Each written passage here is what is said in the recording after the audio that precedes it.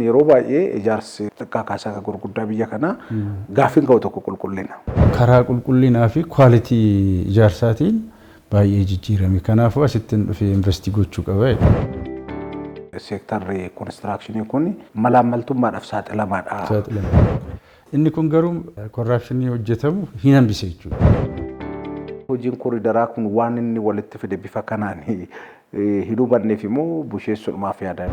Biyya bilijlichi jiranii akkasuma hin jiru.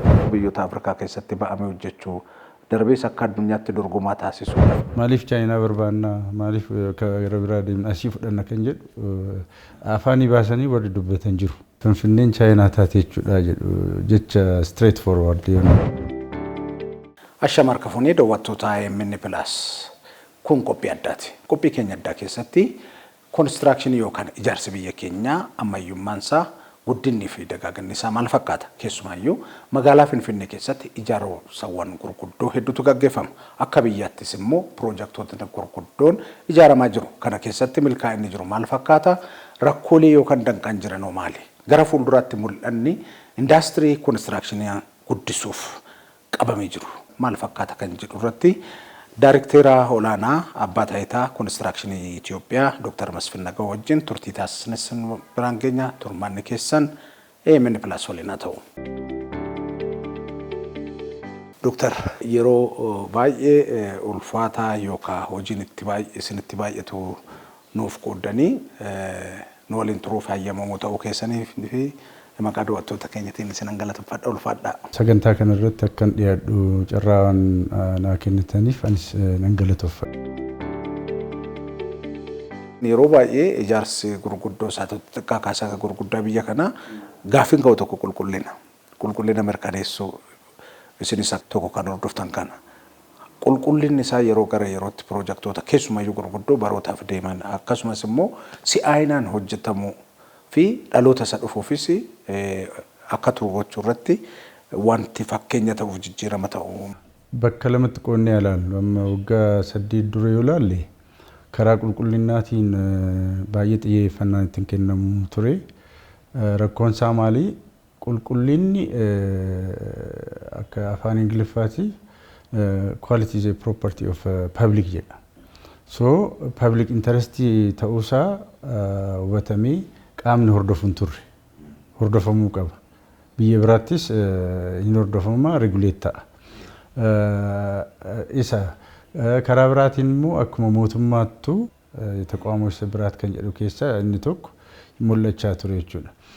Kan biraa immoo waliin ga'uudhaaf malee qulqullinni xiyyeeffannaatti hin kennamne ture. Jijjiiramni immediately yeroo dhufu projektii ijaarsa irratti prioritiin kan kennamu qulqullina. Qulqullina irratti compromising godhamuudha. Kan duraan turellee yoo rakkoo qulqullina qabaate sirreeffamuu qabaadha. Afaan Amaariffaatiin maal jedhama? የበፊቱን ስብራት ወይም ደግሞ ችግር ማረም ማስተካከል ማስቀጠል kan jedhu yaadama ida'ama san keessattillee isa kan so akka industirii keenyas wanti kun mul'atee jira. Karaa qulqullinaa rakkoo bal'inaan ture. Amma immoo mootummaan kallattiin itti hordofame tokko institutionii dhaabuudha kan waan kan hojjetu. Kan biraa immoo mootummaan ofii hojjeteet qulqullin maal fakkaata kan jedhu kan agarsiisu kallattii san kan hordofame. Fakkeenyaaf amma haaromsa mana masaraa yeroo kaanii gabataa laagar gabataa lashaggar fi koriider kan yoo ilaalle achirraa ka'eeti mootummaan qabeet akkaataan qulqullinni itti mirkanaa'u qaamota kaaniif dhiisoo osoo hin ta'in ofiif qabeet hojjetee agarsiisee jechuudha. Amma kanarraa ka'amee kan dhuunfaallee kan ilaallu taate aadaan kun fudhatamee jira jechuudha.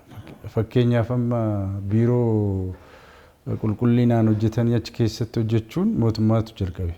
Amma immoo namoonni mana isaaniillee hoteela isaa ta'u wherever you go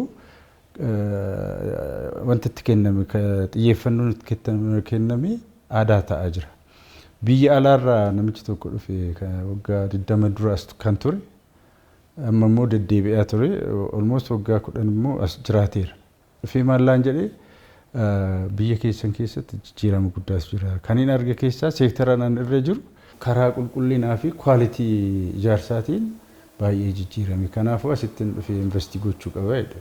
Kana jechuun namni ilaala jechuudha waan baay'ee hawwataadha jechuudha. Qulqullina qofa osoo hin taane piroojektonni keessaayyuu magaalaa Finfinneetti hojjetan maniif akkasumas immoo ministeerri muummee qabatanii hojjechaa jiran yeroodhaan raawwatama. Dhimmi kun dhimma guddaadha kan namni hundi amma dura keessattuu biyya keenya namoonni beekan warra dubbatu. Publicly amma namni hundi dubbata. Maalirraa ka'a kan jedhu tokko yaadamarraa ka'a. Yaadni isaa maali?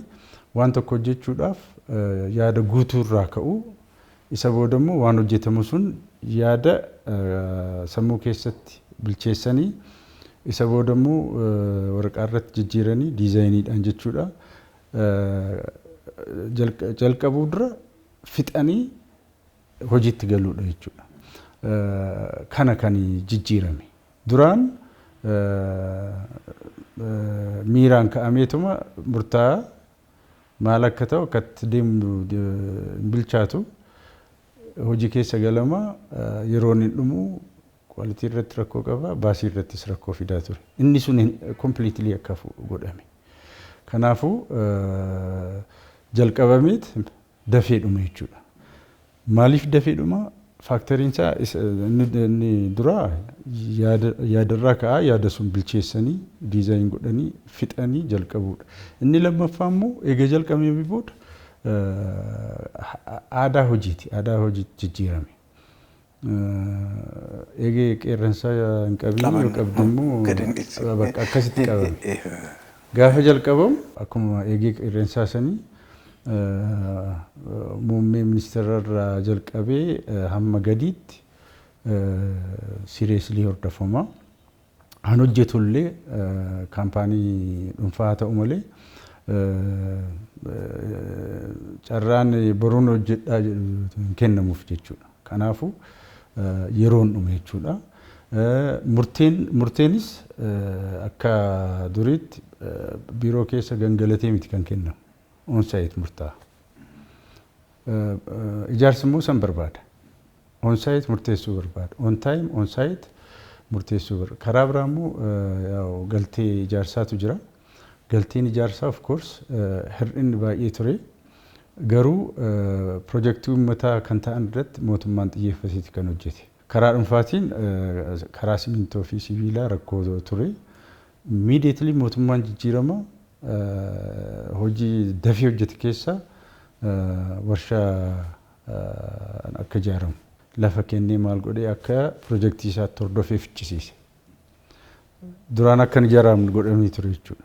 Kanaafuu karaa sun hiikamee kan sibiilaas akkasii itti deemamaa jira. Of course waan dhume miti. Galtee meeshaalee alaa dhufanis jiru. Isarrattis mootummaan aggressively hojjechaa jira. Garuu gaaffii na gaafatte sun directly gabaabinaan deebisuudhaaf qaamni sadeen piroojeektii irratti shoora guddaa qaban piliinii guddaadhaan akka hordofamu taasifame jechuudha. Miidhaginni isaa hawwattummaan isaa seenaadhaan kan wal qabatu seena qabeessummaan isaa bifa sirriitti calaqqisuu danda'uuf kan magaalatti hojjetaman magaalaa hawwataa taasisu akkasumas immoo dhaloota dhufullee yaada keessa kan galcheedha. Kana irratti maal jettu? Misoomni amma Finfinnee keessatti mootummaan akka warraaqsaatti hojjechaa jiru. Maaliif akka ta'e warri biyya alaa dhaqee ilaalee taajjabe maaltu akka barbaadame namaaf gala. Waan achitti ilaalle osoo hin ta'in immoo kan Finfinnee kan adda godhe kan laalamu ol kaafameeti kan hojjetame. Itti dabalameeti. Yeroo gizeen hojii kan jedhamtu Oromoofaan maal akka jedhamu beeku itti dabalameeti kan hojjetame. Fakkeenyaaf immoo Paarisaa fudhanna. Paaris Eiffel Tower gaafa namichi arkitektiin tokko diizaayin godhee ijaaru namoota baay'eedha maali kun kan jedhame yoonta jedhame. Boodarra garuu Paaris maaliin beekamte Eiffel Toweriin beekamte. Yeroo ammaan tana addunyaarraa Eiffel Tower daawwachuudhaaf miiliyoona 7 oli namni kan dhufu. Hawultii kana qofa ilaaluudhaaf miiliyoona 7 oli kan waggaatti dhufee ilaalu jechuudha. Kun maal jechuudha? Faabrikaa yeroo hawultiin sun ijaarame amma maal oomisha hojjette gabaa keessa hin jiru. Eiffel Toweriin kan garuu jenereeshinii dhufuu fi kan ammaatiif madda dinagdee ta'ee jira jechuudha. Madda dinagdee qofa osoo hin ta'in madda asxaa qaroomaa fi eenyummaas ta'ee jira jechuudha. Kanarraa kaanii gara Finfinneetti yoo dhufnu Adwaan dhiigaaf lafeedhaan biyya kanarratti seenaan hojjetame. Garuu seenaa amma kana gahu seenaa gurraacha kan ta'e kan Afrikaa bakka bu'u. Addunyaa irratti illee sodaatamaa fi fakkii kan ta'u kun waggaatti walitti qabamtee yaadatta malee waan isa bakka bu'ee illee ilaalamu hin jiru jechuudha. Kanaaf mootummaan kun yaadni isaa bal'aa ta'us kan laal kana fideeti bakka ka'ee jechuudha. Kun dhaloota ammaa osoo hin ta'in akkuma Eiffel Toweritti seenaa bu'uuraas waan qabuuf kan kalaqa sammuu osoo hin ta'in seenaarraa ka'ee waan ijaarameef dhaloota dhufuuf biyyattiidhaafis dhalootaafis madda dinagdee ta'e jechuudha. Kana kan hojjetame. Kan biraa immoo nama tokkoo fudhanne qaama adda addaarraa walitti dhufnee onneen jira, ijji jira, miilli jira, harki jira, afaan, gurra jenneet walitti dhufe. Jarri kun kan sirriitti hojjetan yoo qaamni gara amma sii himi kun sirriitti hojjetedha. Isaan immoo kan walitti fidu maali? Ujummoo dhiigaati. Onneen jirti, sammuun jira, nervi siistemii jira. Kana walitti fidee kan nama godhee sirriitti hojjechiisu jara kanaami. So koriidarii jechuun Finfinnee akka namaatti yoo fudhanne Finfinnee akka namaatti yoo fudhanne qaama adda addaa qabu. Qaamni magaalaa tokko maali?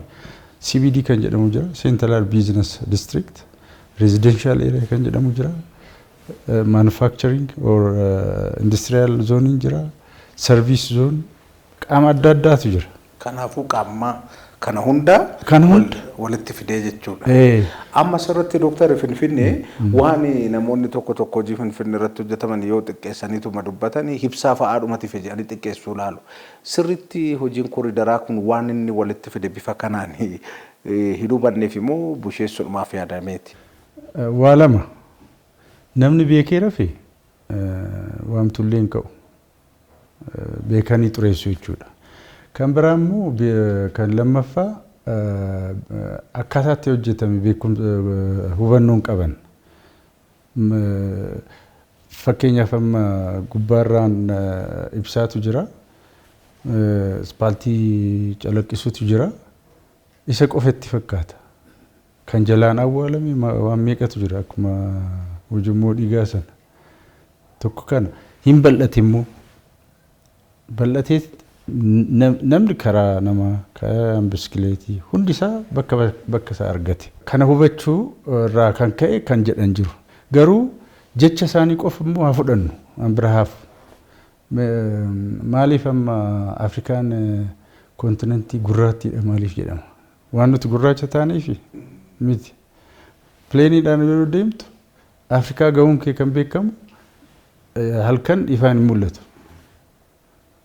Magaalli jiraatuun beekamu. Deed kontinentiidha.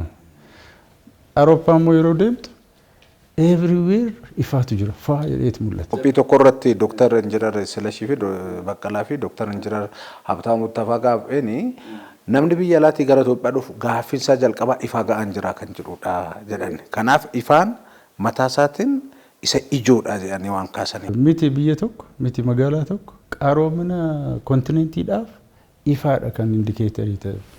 When you fly over the sky, lafa yeroo laaltu dark taanaan the dark continent siin jedha. Tokko kana lammaffaa immoo dhufu Mee biyyoota calaqqisan immoo kan dinagdee qaban biyyoota gurraacha'ani halkan. Paris is the most ifaadhaan kan bareeddeedha. Biyyoota Chaayinaa gubbaarraas yeroo gad ilaaltu yeroo keessa deemtu ifaadha. So it's very vibrant. Jireenyi namaas gammachuunsaa very high. Barbaadee rafaa majoritiin immoo vibrant keessattuu halkan vibrant magaalota warri qaban economiin isaanii vibrant. Daawam ogeessi pilaanii magaalaa yookiin arkitektoች maal jedhu seeti.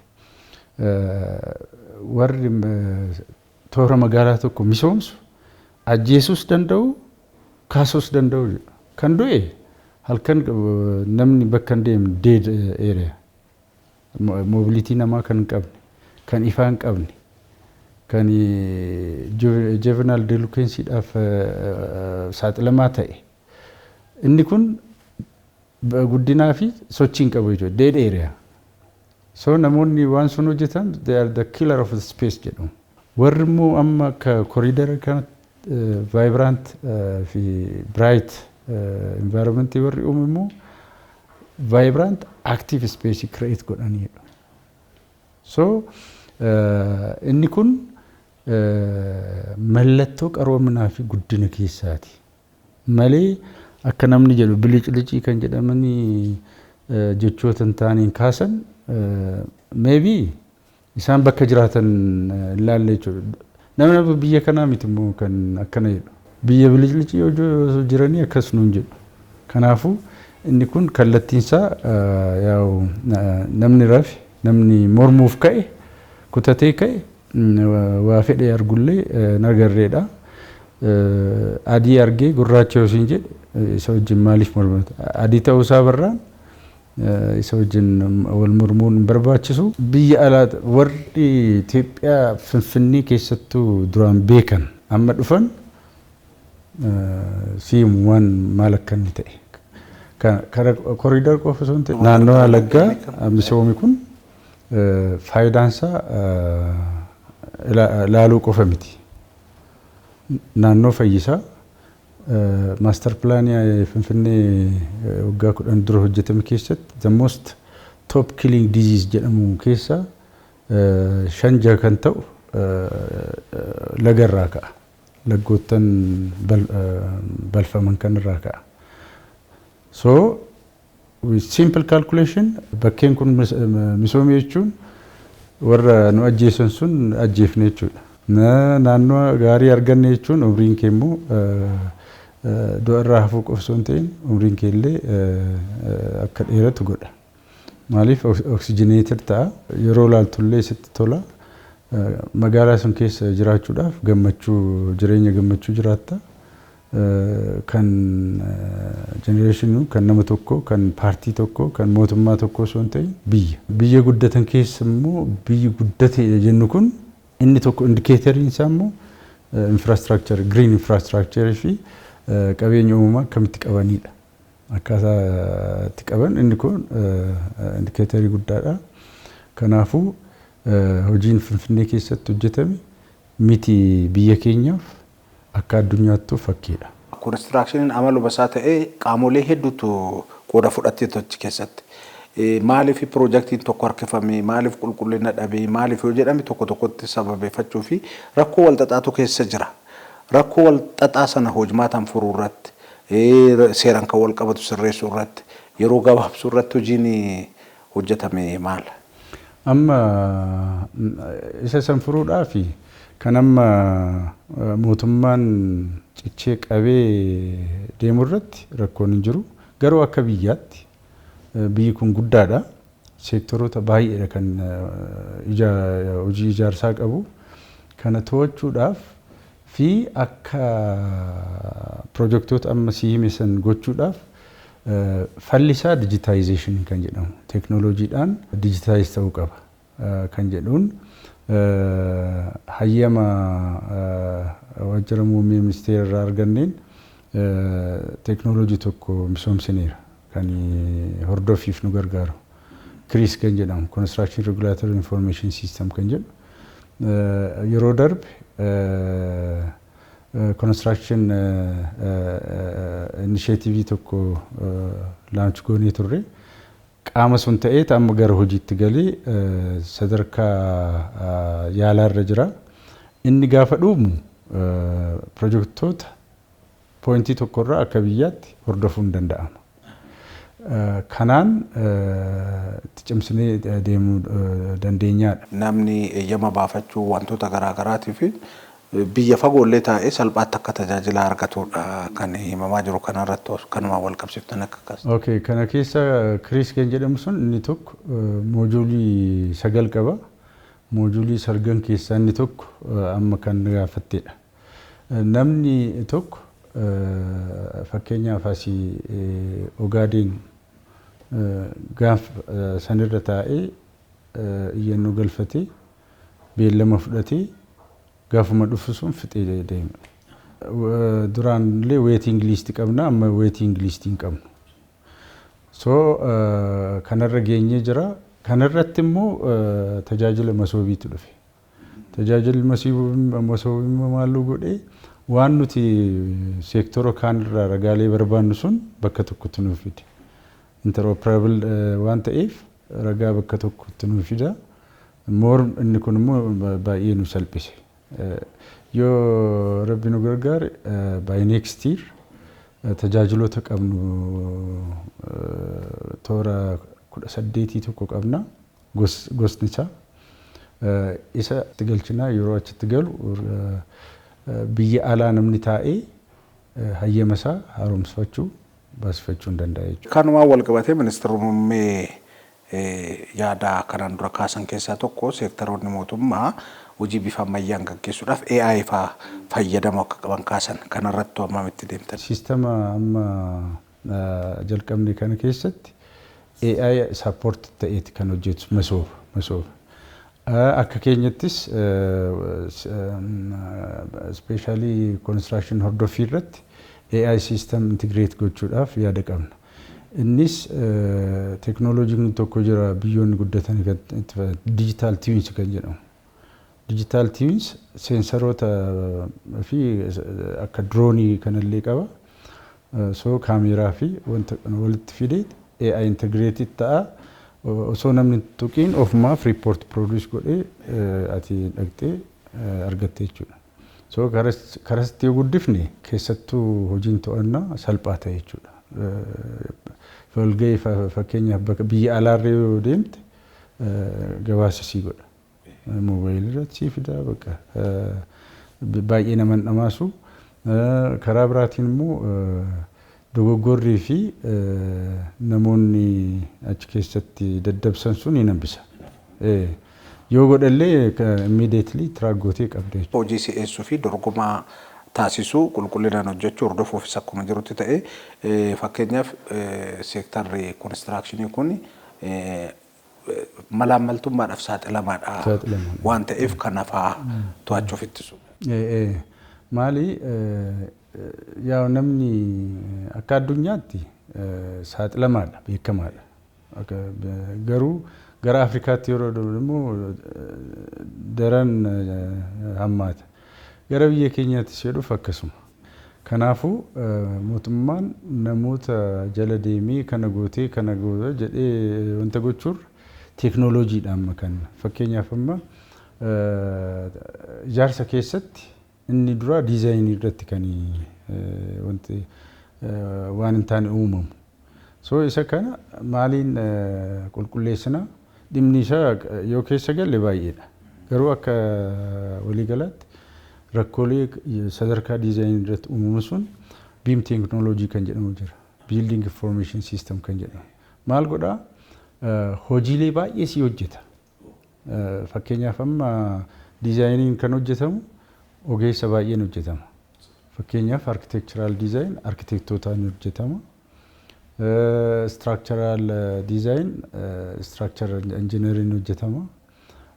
Sanitary engineering hojjetama. Bishaanii fi warra electrical mechanical jedhamee baay'ee kan hojjetamu.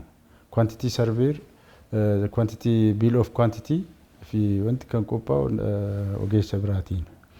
inni kun jarri walitti yeroo dhufu clash wal godha.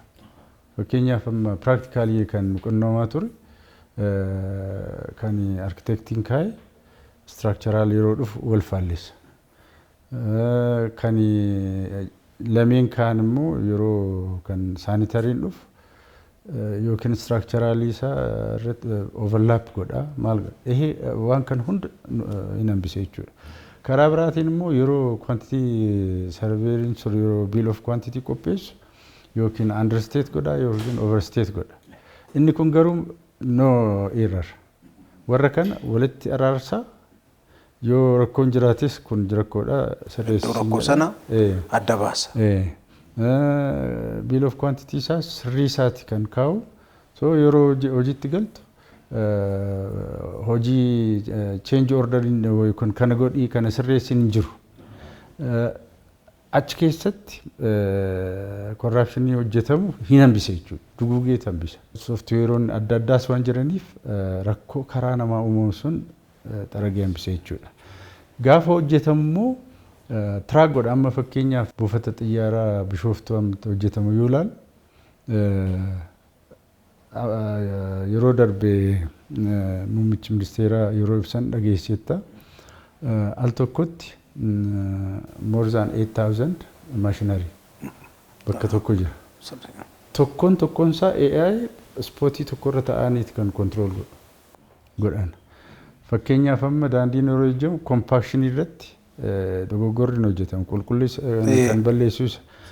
Amma garuu achitti maashinii kamtu sirriidhaan compact goonii maashinii kamtu sirriidhaan compact godhee immediately on time. Kanaafuu rakkoon qulqullinaa wanti nama yaaddeessumtu hin jiru. Turmaata isaas wal qabatee amma hojjetaminis humtuu rakkoon hin jiru. Rakkoon qabu.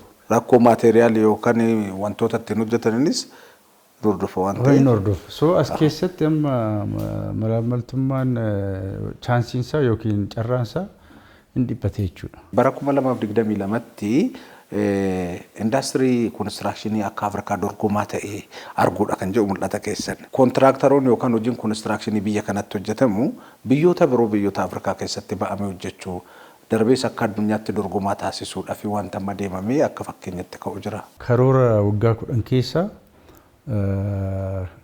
akka guddaatti kan fudhatamee karoorfame keessaa inni tokko karoora tarsiimaa qabame keessa jechuudha akka seektara keenyaatti.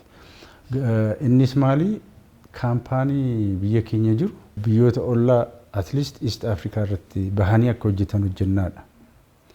Achi keessatti maali kan nu qannami gahumsi yookiin immoo kapasitiin sanirra gahuudhaaf capital intensive waan ta'eef akka karoorsineetti hin deemne. Kanarraa kaanee immoo bara darbe maal goone construction industry transformation initiative kan jedhu immoo launch goone. Skylight'itti itti aanaa muummicha ministeera Tamasgeen Xiruunee kan eebbifame achi keessatti maal goone specify goone kaane. Dura kan amma jiramee adda baafnu inni anuma as jiran keessatti. Kanaafuu yeroo madaallee adda baafnu gorsitoota keessaa fi warra ijaaru keessaa kaataagorii first kaataagorii second jenneet adda baafnee kaampaanota 20 baafnee jechuudha. Isaan maali kan amma jiran fooyya'insa qabanidha. Isaan kan maal goona capacity gooniit gara fuulduraatti karoora sun galmaan geenyaadha kan yaadne jechuudha. Kanaafuu warra bahanii akka achitti mootummaan gargaaru kan bahanii hojjetu jiru. Isaan achumatti jabeessuudhaa fi akka babal'isan gochuudha. Warra ammoo sadarkaa biyyaatti qabxii olaanaa fidan sun immoo gargaarreet biyya alaatti baafnaadha. Barana isa kan hojjennee bara dhufu keessatti garuu capacity building hojii hojjenna. Isa booda amata 2-3 booda hin bahu jennee abdii godhanna. Garuu amantaa fi fedhinnaan kaampaanota Itoophiyaaf qaban baay'ee bal'aadha. Biyya alaatti biyya Afrikaa keessatti baay'ee barbaadu. Holgaadhaaf yeroo Finfinnee dhufan eenyutu hojjetee jedhu gaaffiin isaan gaafatan warri duraan Finfinnee beekanii akkamitti hojjettanii eenyutu isin hojjete diizaayinii isaa ijaarsa eenyutu hojjete akkamitti hordoftanii akkamitti kanaan geessanii numa hojjete yeroo hin amanan kanaafu biyyattiin kun maaliif chaayinaa barbaanna maaliif gara biraa deemna asii fudhanna kan jedhu afaanii baasanii warri dubbatan jiru. Even waajjira keenya kiyyallee dhufanii namoonni frankly dubbatan jiru. Kanarraa kan ka'e amma fedhinnaan kaampaanota keenya fayyadamuudhaaf jiru bal'aadha. Ijaarsa amma Finfinneetti ijaarame koriidaraa wal qabatee akkasumas piroojektota hedduu wal qabatee baay'ee hawwate jechuudha. Baay'ee hawwate akka sartoo Maasayyaa kan jedhamu san namni dhufeet Finfinnee akkas turte san akkana goonaan Finfinneen chaayinaa taate jechuudha jedhu jecha straight forward. Lammiileen Itoophiyaa biyya alaa jiran beekumsa muuxannoo akkasumas kaapitaala ga'aa gama kanaan qabanii fi kaampaanii construction yookaan ijaarsaa qaban gara biyyaa dhufanii muuxannoo isaanii akka qoodan biyyoota biroo keessatti hojjetanuu fi galii guddaanis gama kanaan argamu ol guddisuudhaaf fi wanti akka ka'umsa hojjetamee jira. Akka ka'umsaatti biyya alaatii fiduudhaaf keessattuu diiyaaspooraa haala kasii qabu mootummaan keessattuu jijjiirama keessatti waaminsa illee godheera. Koottaa hojjedhaa biyya keessanis doolaara takkarraa taatu biyya keessan gargaara warri immoo dandeessan koottaa isin gargaara jedhamee waamichi godhamee jira. Warra dhufan warra immoo hojiitti galanis jiru. Even warra kaampaanii mootummaa ta'an keessatti galanii beekumsa isaanii tajaajilan jiru. Gara fuulduraatti garuu construction initiative duraan siin jedhu sun isaan immoo inni birkiin hojiin qabame tokko keessa inni tokko isaa gara fuulduraatti kan finnu ta'a. Mee gara xumuraarratti amma adeemsa gaarii amma jalqaba keessa jijjiirama asitti hojiiwwan gurguddoo gama ijaarsatiin hojjetaman kana daran cimsitanii biyya kana biyya guddatte biyya dorgomtuu akkasumas Afrikaa fi biyyoota birootti illee fakkeenya taatee itti fuftu taasisuuf maaltu hojjetamuu qaba kan jedhu dhaamsa keessaniin itoo xumurre. Hojiin gurguddoon hojjetamu tokkoffaa akkaataa amma industiriitti ittiin hojjechaa jiru jijjiiruudha. Maal jechuudha? Konvenshinaalii hojjetamaa jira. So isa gara manufacturingiitti jijjiiruudha. Chaayinaa yoo ilaalte hospitaala guddaa tokko guyyaa 7 tokkoo fi guyyaa 9 keessatti fixan. Meeshaaleen adda addaa bakka faabrikaatti oomishaman dhufeetuma walitti suphuudha jechuudha. Kanaafuu hankeenya immoo asumatti waan hundi godhama asumatti wanti jedha isa jijjiiruun dura jira. Kana kun tokko kan lammaffaa galtee ijaarsaa substitute gochuudha. Mootummaan aggressively hojjechaa jira. Warra gurguddoo ta'an irratti xiyyeeffatee hojjetamaa jira. Inni kunis waan guddaa jijjiira. Inni biroo immoo digitization digital 2030 jedhame keessatti waan baay'ee hojjenna. So kana wajjin qabeenya uumamaa qabna, humna gahaa qabna.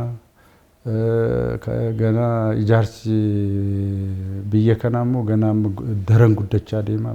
Magaalummaan babal'achaa jira.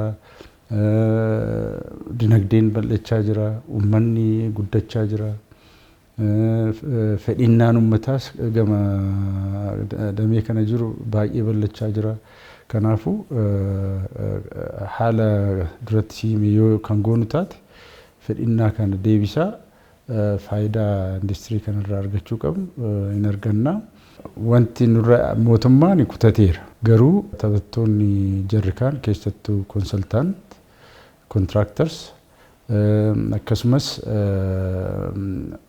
uummanni mataansaa fi warri galtee oomishan kutannoo kanaan mootummaa wajjin yoo deeman ijaarsi biyya kanaa yeroo gabaabaa keessatti kalaqa saffisuu fi utaaluu qofa osoo hin ta'in biyyoota kaanirallee waliin qixxaachuu dandeenya jechuudha. Kanaaf akkasitti deemuun barbaachisaadha. Dooktar Masfin Naga'oo yeroo keessanii nuuf kennitanii turtii waliin taasifnee fi irra deebi'anii isin galatoomfadha ulfaadha. Galatooma. Egaan daawwattoota keenya qophiin har'aaf qopheeffame kan maan xumuramaa waan waliin turtaniif ulfaadha. Horaa bulaa deebana.